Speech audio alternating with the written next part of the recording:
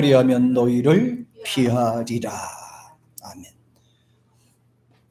예수를 믿는 자는 하나님 말씀을 잘 들어야 돼요. 하나님 말씀이 곧 양식이 되기 때문이고요. 세상을 살아가는 데 있어서는 지혜와도 같고, 또 사탄을 이길 때는요, 싸울 때는 무기와도 같기 때문에 하나님 말씀은 몇 가지의 효과가 있어요. 하나님 말씀은 약한 자에게는 강함을, 또 부족한 자에게는 지혜를, 병든 자에게는 치료, 회복의 소망을, 좌절에 빠진 사람은 하나님께서 위로와 소망을 베풀어 주시는 거예요. 오늘 본문의 내용을 보면 하나님 말씀을 통해서 우리가 그 안에 있는 내용이 어떤 것인지 잘 듣고 순종하고 믿고 우리가 따라가야 된다는 것을 강조하였습니다. 오늘 야고보 사도는 우리 신앙생활이 종교적인 생활이 아니고 우리의 삶에 묻어나는 이 신앙이 되기를 원하고 있어요. 그냥 종교적인 것처럼 그냥 습관적으로 그렇게 생활하지 말고 하나님 아버지를 모시고 사는 그런 삶. 네. 그래서 보다 적극적인 방법으로 살기를 원했어요. 하나님을 찬양하고 하나님 이름을 높여드리면서 살기를 원하였습니다. 뿐만 아니라 하나님 말씀을 우리가 듣고 생활에 적용시켜 나갈 수 있도록 해야 돼요. 말씀이 적용시켜야 돼요. 음식물을 먹으면 뱃속에서 소화가 돼야 돼요. 소화가 되지 않으면 배에 문제가 생겨요. 우리가 하나님 말씀을 들어서 깨달으면 은혜를 받으면 생활에 유익을 가져오게 되고 그 어떤 것도 줄 수 없는 상태에서도 하나님은 우리에게 힘과 용기와 지혜와 능력을 주시는 거예요. 그러므로 예수를 믿는 사람들은 종교적인 생활이 아니고 또 습관적인 것도 아니에요. 신앙생활은 습관적인 것이 아니고 이것은 생활 속에 적용시켜 나가야 돼요. 바라만 보고 취미로만 갖고 있는 것이 아니라 하나님 말씀을 내 것으로 받아들여서 회개할 때는 회개하고 믿을 때는 믿고 사모할 때는 사모하고 지킬 때는 지키고 무기로 삼아서 세상에 나가 싸우라고 강조하였습니다. 습관적인 신앙을 5가지로 나누어 봤습니다. 습관적인 신앙은 형식이라고 말을 하지요.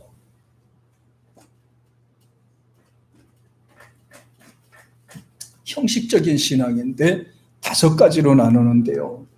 일단 형식은 믿음이 없어요. 믿음이 없어요. 믿음이 있다면은 보다 적극적으로 믿고 나가겠죠. 그래 믿음이 없으니까 모든 게 다 형식적으로 그렇게 사는 거죠. 하나님 말씀 들을 때도 형식적이에요. 또 찬양을 드려도 감동이 없고 신앙생활에도 기쁨과 소망이 없고 그냥 남이 하니까 따라서 하는 그런 생활을 가르쳐서 형식주의다. 다른 말로 말하면 믿음이 없다. 이렇게 표현을 하는 거예요. 믿음이 없으면 하나님도 싫어하세요. 믿음이 없으면 하나님 나라 갈 수도 없어요. 믿음이 없으면 기도할 수도 없어요. 믿음이 없으면 하나님 찾지도 않아요. 하나님의 필요성에 대해서도 느낄 수가 없는 거예요. 나를 지켜주고 도와주고 인도하시는 하나님의 능력을 의지하지도 않는 겁니다.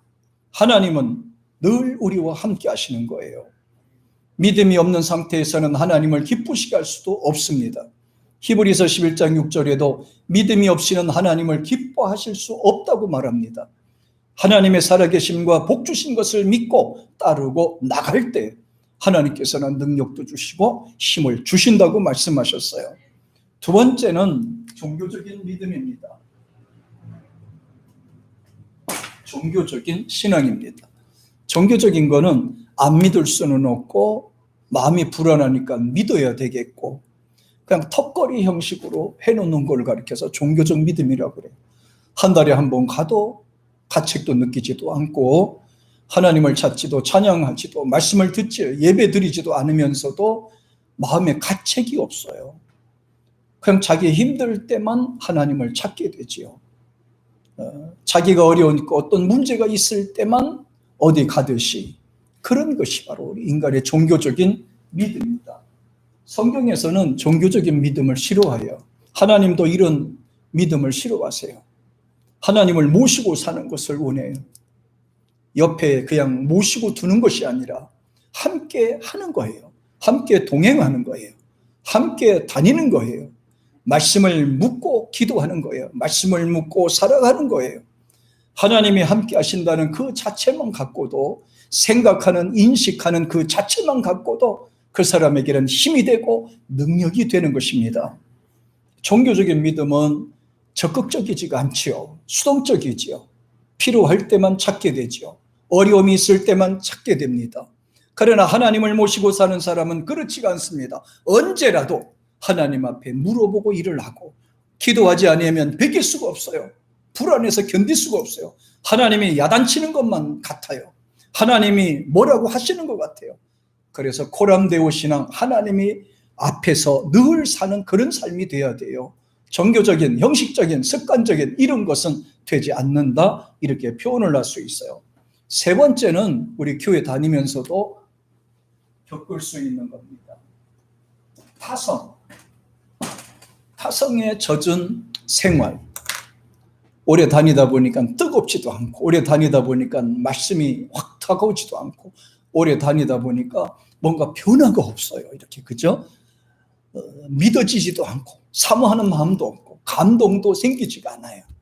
이게 바로 나에게 있는 왼수, 이게 나에게 있는 적이에요. 요 놈을 끄잡아내야 돼요. 요 놈을, 타성에 젖은 요 마음을 끄잡아내야 돼요. 그리고 감동 있는 마음으로, 하나님을 사랑하는 마음으로 살아야 됩니다. 타성에 젖으면 열정이 붙질 않아요. 타성에 젖으면 열심히 생기지도 않아요. 타성에 젖으면 사랑하는 마음도 생기지가 않아요. 타성에 젖으면 적극적인 사고방식이 되지 않아요.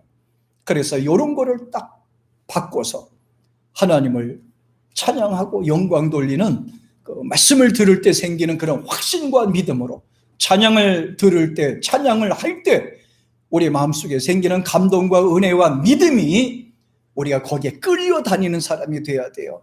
은혜에 끌려다니는 사람이 돼요. 말씀에 끌려다니는 사람이 되어야 돼요. 내가 끌고 가려고 하면 힘든 겁니다. 끌려다녀야 되는 것입니다. 그 다음에 네 번째가, 다른 말로 말하면 감정적. 사람마다 감정이 전부 다 있죠. 감정이 없으면 강팍해지겠죠. 식물 하나도 감정이 있어요. 동물들도 감정이 있어요.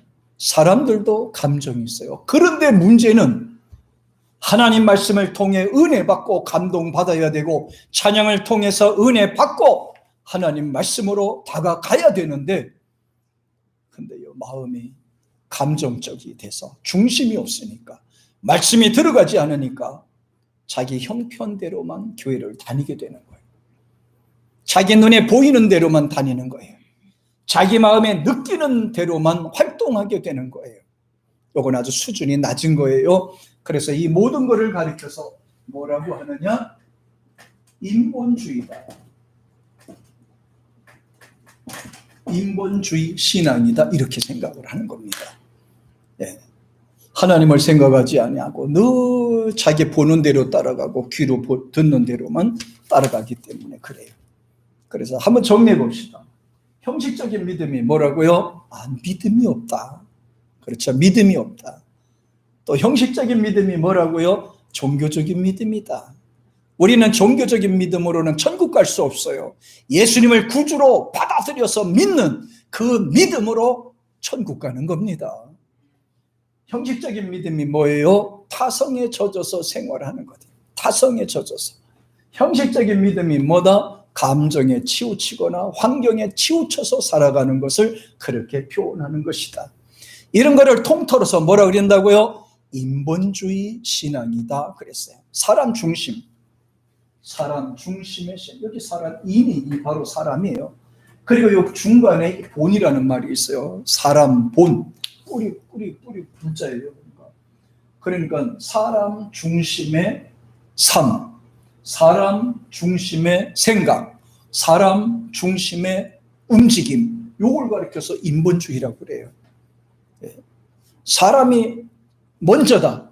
사람이 먼저다. 뭐예요? 인본주의를 가리켜서 말합니다. 성경에서는 인본주의를 강조합니까? 아니죠. 인본주의가 아니라 신본주의를 강조해요. 신본주의는 하나님 중심을 말하는 겁니다. 하나님 말씀대로 사는 것을 말하는 거예요. 하나님 말씀대로 따라가는 것을 말하는 거예요. 하나님 앞에 은혜를 사모해서 은혜를 받아서 생활하는 것을 말하는 겁니다. 우리는 하나님을 사모하고 날마다 은혜 받아서 사는 우리 모두가 되기를 주의 이름으로 축복합니다. 그래서 본문에는 하나님 말씀이 나에게 미치는 영향이 굉장히 크다는 것을 강조했어요. 저도 하나님 말씀을 들어서 내 인생의 전반적인 삶에 올인하게 된 거예요. 하나님 말씀이 나를 지배하니까 내 삶이 변하고 생각이 변하고 삶이 변하고 목적이 달라지더라는 거예요.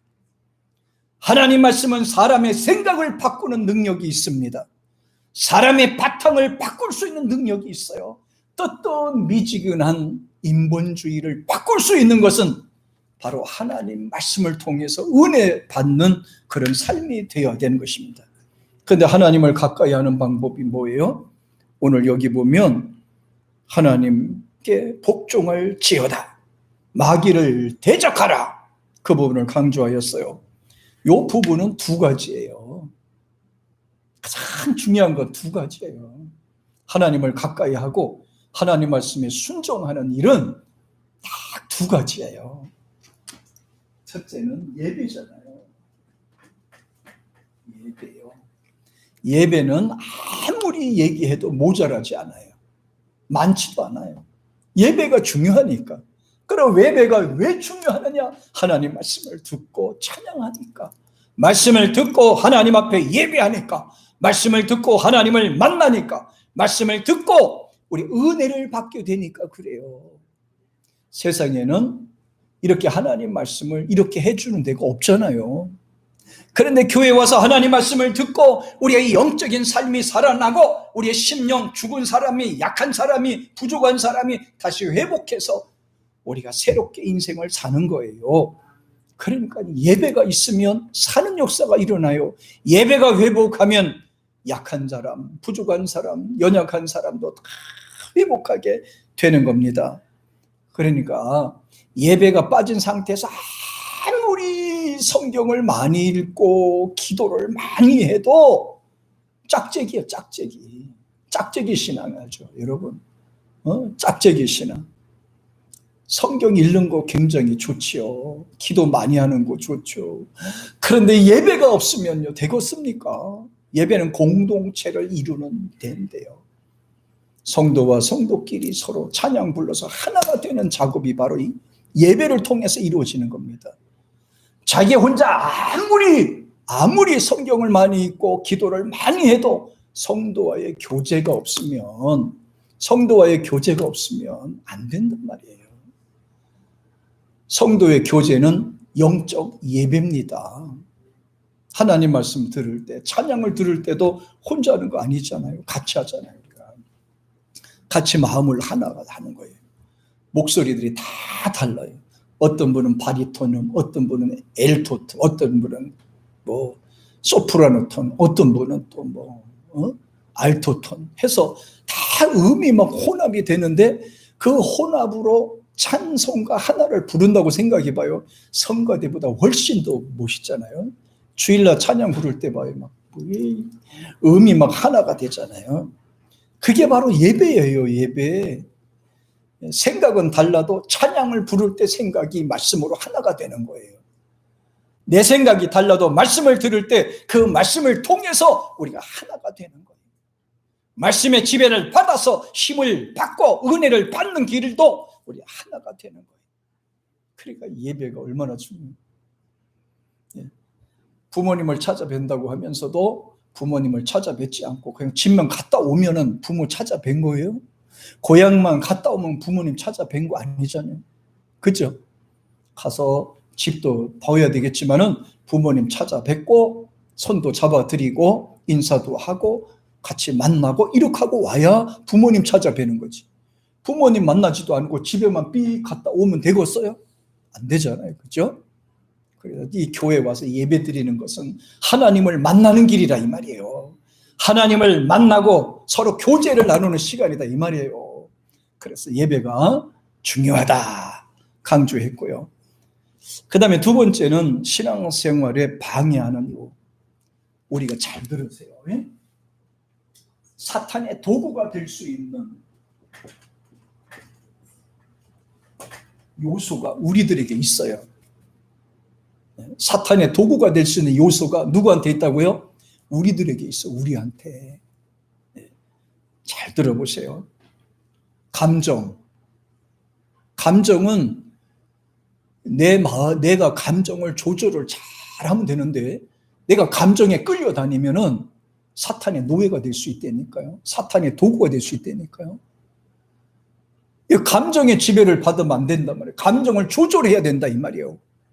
감정을 조절할 때는 하나님 말씀에 근거하고 기도하면서 우리가 조절하도록 해야 돼요. 이걸 뭐 절제한다, 자제한다, 뭐 조절한다 이런 말로도 쓰기도 합니다만은 오해하는 것들 있잖아요. 잘못 들어가지고도 오해도 할 수가 있고요. 요 감정, 요게 사탄의 도구가 될 수 있는 거예요.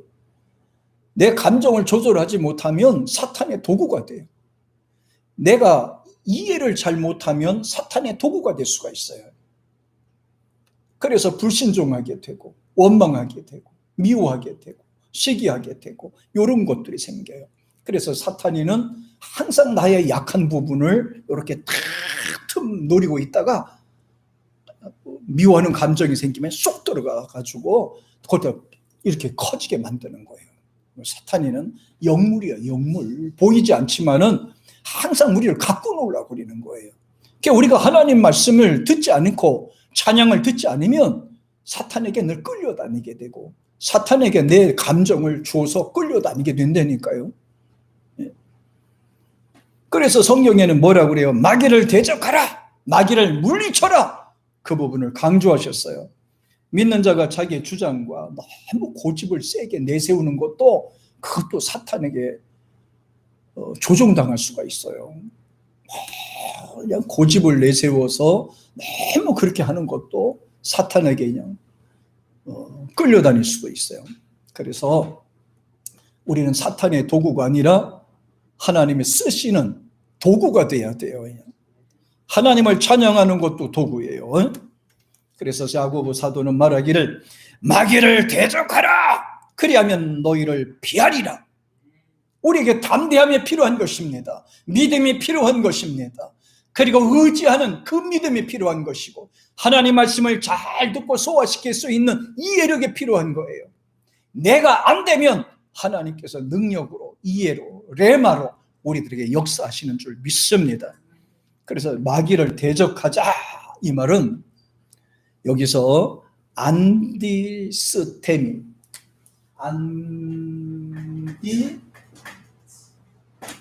안디스테미라는 말이 사용되고 있어요.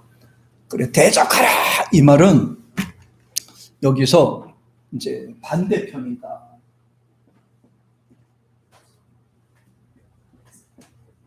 반대편에 서 있는 상태를 이렇게 표현하는 거예요.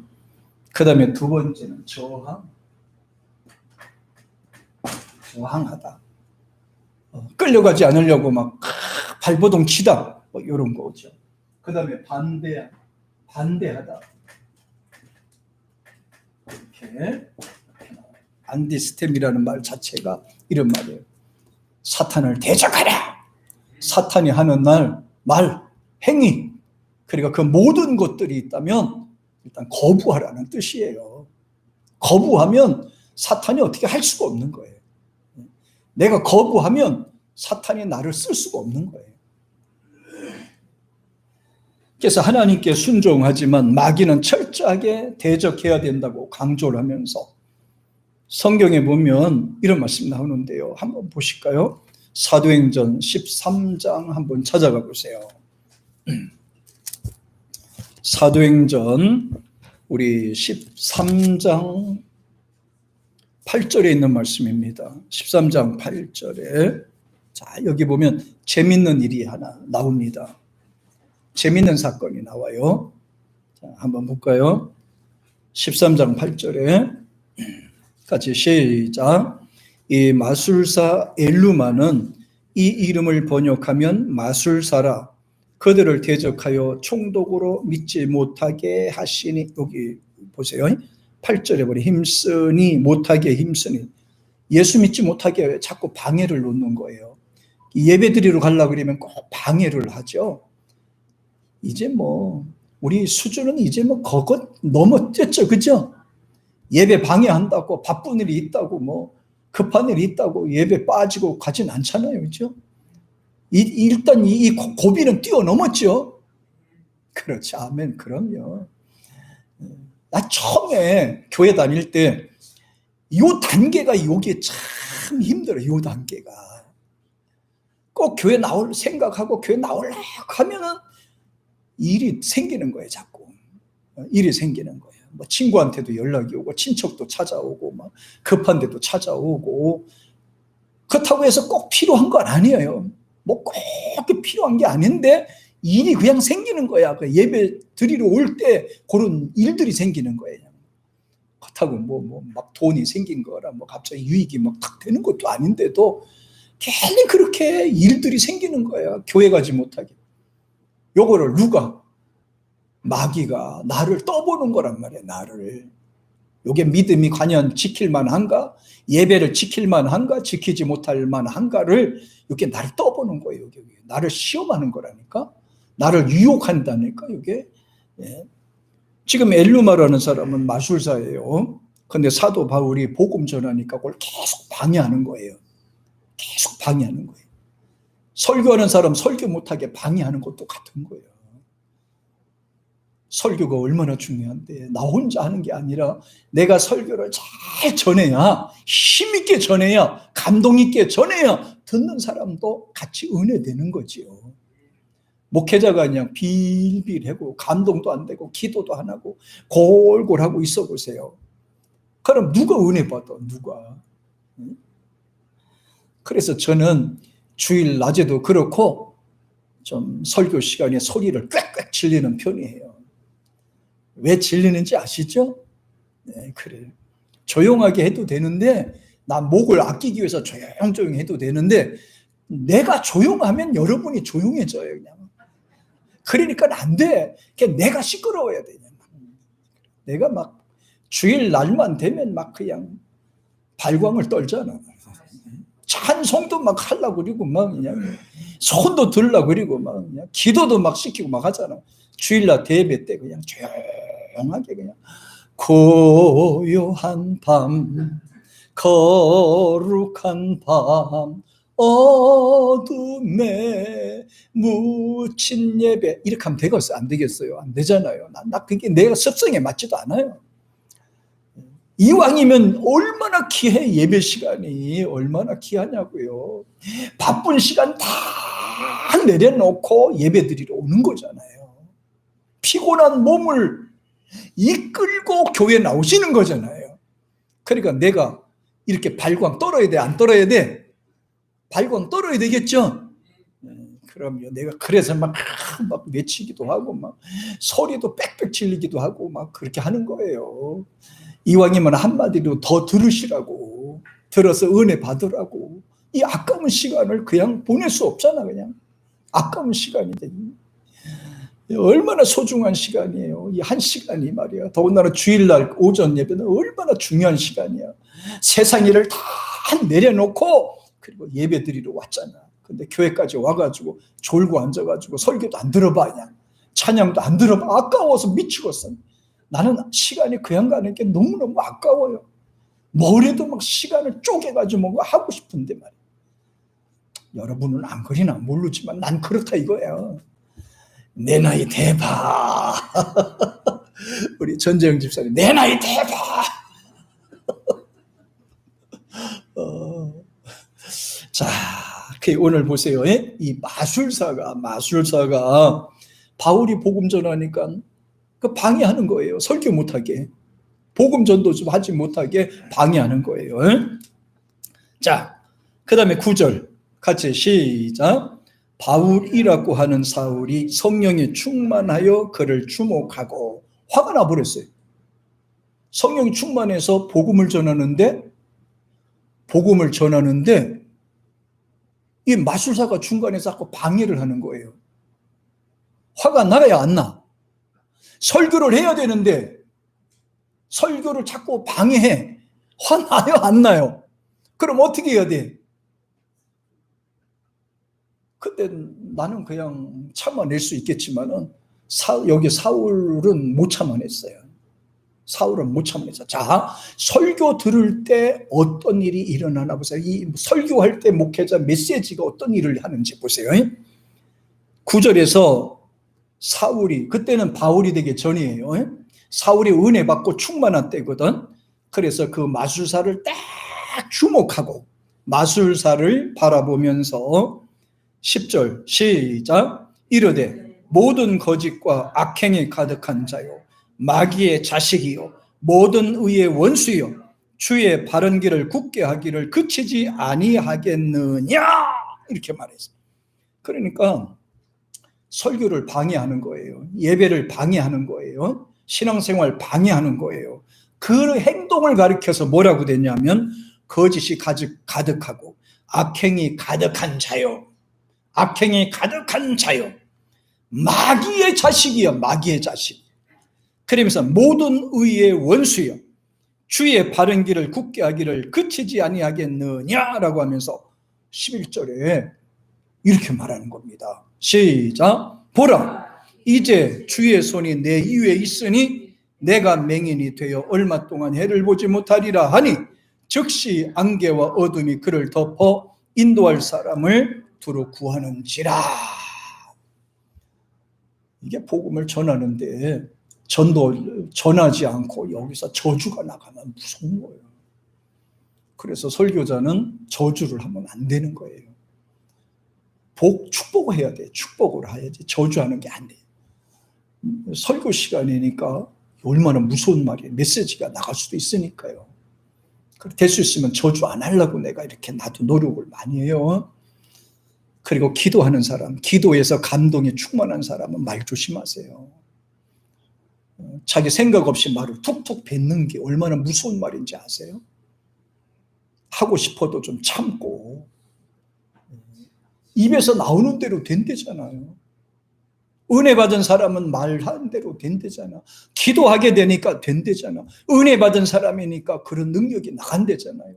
성령에 충만한 사람이니까 돼야 된대잖아. 그래서 아까 뭐라고 그랬어요? 인본주의를 깨라. 어떻게? 감정을 다스리란 말이에요. 감정을 다스리라. 인본주의 사상을 깨라는 거예요. 자기 생각대로 사는 것을 버려라는 거예요.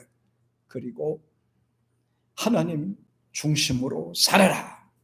그래 11절에는 여기에 너가 맹인이 되리라, 소경이 되리라 그랬더니 순간에 하나님의 영이 역사하셔서 성령이 역사하시니까요, 갑자기 하늘에서 구름 같은 것이 막 쫙 오더니 이 마술사가 소경이 되어버렸어요. 앞을 보지 못하게 돼 있어요. 이런 역사들은 많아요. 예. 그러자 12절에 보니까 총독이 무서워가지고, 이 사실을 보니까 무서워가지고 총독이 그에게 된 것을 보고 믿으며 주의 가르치심에 놀랍게 여겼다. 여기는 12절에 보면 그냥 여기서는 객관적으로 이렇게 표현이 된 거예요. 총독이 그렇게 된 것을 보고 믿으며 주의 가르치심을 놀랍게 여기더라. 성경은 이렇게 이 누가가 책을 썼을 때는 아주 부드럽게 이렇게 표현했어요. 여기서 이렇게 말해요. 총독이 그 된 일을 보고 너무 놀라서 두려워하더라. 그러면서 바울이 말하는 대로 따라서 믿고 행하더라. 이렇게 해야 정상이란 말이에요. 얼마나 하나님이 말씀 중에 역사하시는 거예요. 하나님의 능력 가운데 역사하신단 말이에요. 하나님께서는 신약에만 역사한 것이 아니라 지금도 역사하시는 거예요. 우리가 믿고 의지하면 그대로 되는 것입니다. 하나님께서는 말씀으로 역사하셔요. 말씀으로 역사하세요. 그러면서 로마서 9장에도 보니까 그 뒤로 넘어가면 로마서 9장 19절에 보니까 자 여기 보세요.